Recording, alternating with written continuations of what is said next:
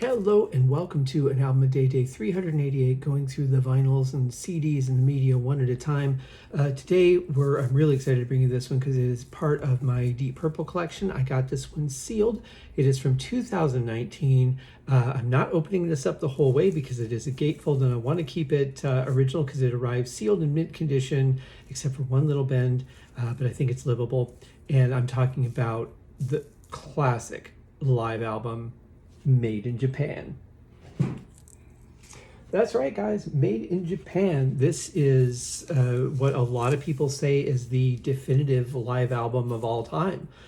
Sales would not indicate that if you looked at like Frampton Comes Alive. I think there's a few more that are ahead of it, but yeah, it's really cool. I have the Purple Records version of this, the one that's issued by Purple Records, but it's on black vinyl. This is the Warner Rhino reissue, and I haven't even looked at this yet, so I'm really excited to see what it looks like. The sleeve is generic, but that's okay because the vinyl is purple.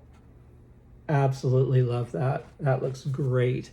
Could not have asked for a prettier color, that's for sure. And this is one that leads me down to now only 2 left to go in the Warner Rhino reissues for my collection. So I'm really excited about this. This was reissued in 2019. Of course, the original album was from 1972. And it was 72, wasn't it? Or did it come out in 73? Let's see. Made Japan. 72. I thought so. I don't know why I was thinking 73 for a second, but you know, I don't have this all memorized anymore. I used to know record numbers, song lengths, all those things, and now I'm glad I remember what the songs sound like. And that does happen over time. So anyway, that was vinyl number 1. Beautiful, absolutely beautiful. Perfectly restored from the originals. I don't know what the gatefold looks like because, like I said, I kind of want to keep these sealed in mint condition for now. I'm pulling the vinyls out and keeping them outside of the saran wrap, so that with the heat and all, but there's just that slight bend in there from just the way it was stored. Maybe it came up from the factory even that way, but it's really not even a big deal. So I'm okay with that. There's the back.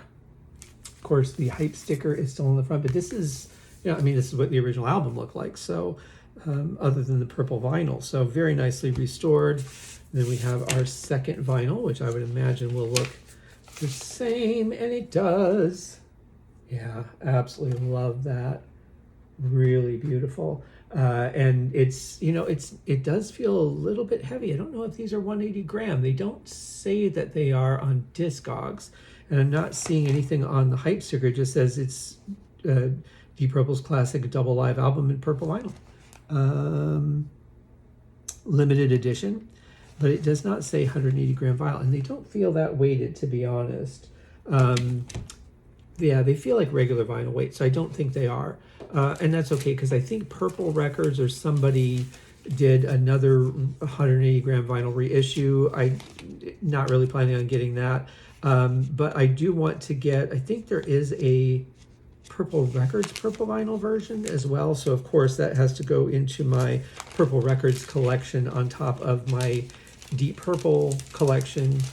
But yeah, down to 2. So I'm down to Fireball and Made in Europe, I think.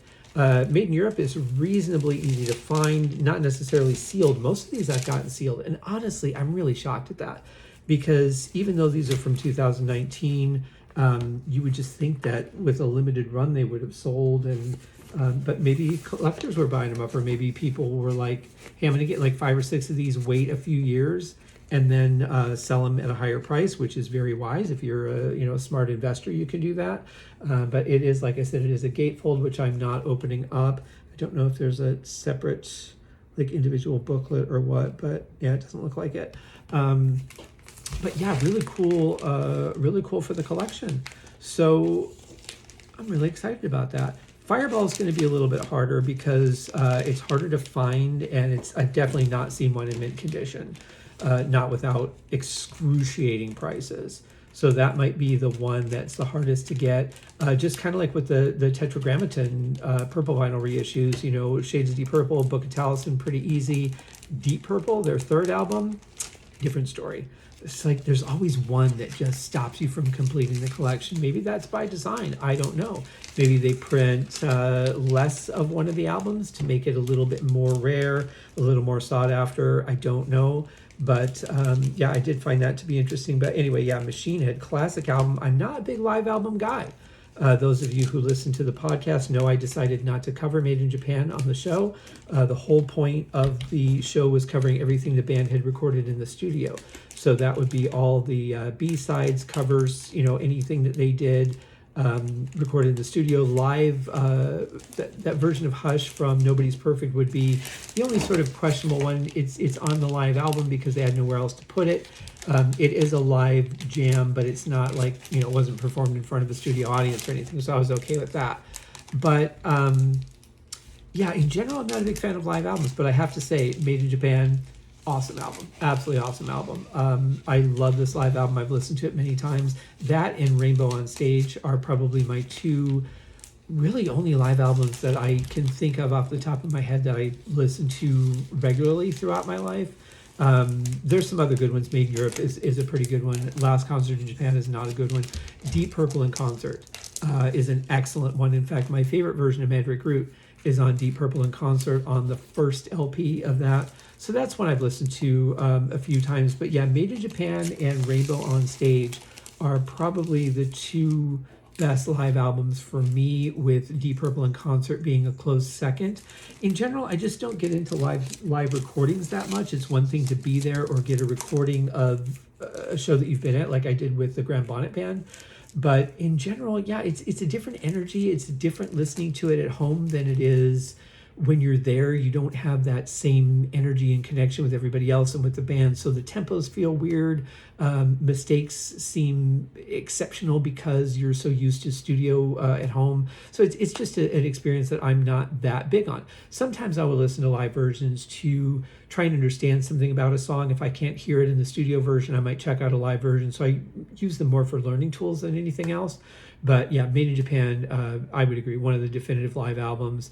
And Rainbow on Stage as well. We'll be getting to Rainbow in January. For now, we've got Deep Purple Smoke on the podcast going through July, so we have a long way to go. We just hit Turning to Crime. Today was our first episode released from the Turning to Crime album. So we're going through those song by song. So I hope that you guys are having a wonderful day, and we'll see you in the next one. Cheers.